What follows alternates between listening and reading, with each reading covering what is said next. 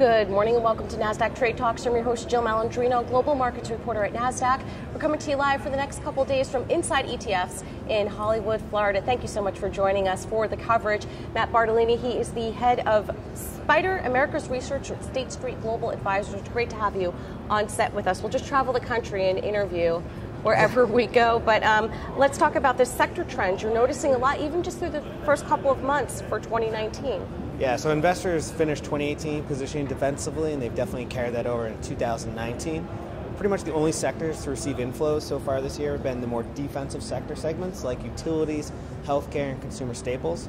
Overall, sector equity ETFs are actually in net outflows again, and if that holds through the rest of February, that'll be the fifth month in a row, which is the longest stretch ever of net outflows for the entire sector range, which really just says the amount of de-risking we've seen within portfolios and how investors are questioning the sustainability of the current rally that we're seeing heading into 2019. Do you think earnings are having any impact to sector flows?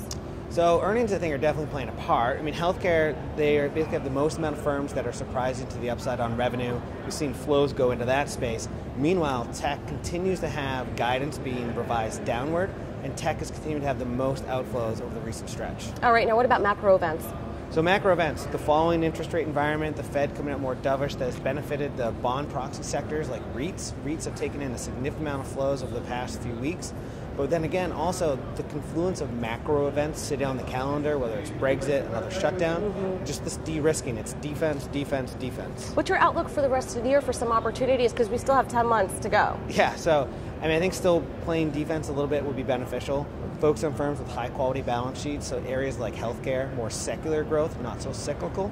But also, don't overlook those value plays. I think bank stocks are really attractive right now. They basically trade at their lowest relative valuation since the financial crisis, and positioning has become overwhelmingly negative. There's been roughly about 10 billion of outflows recently, and the put-to-call ratio is at all-time highs in the past year. All right, well, great to catch up with you. We'll see you in New York shortly.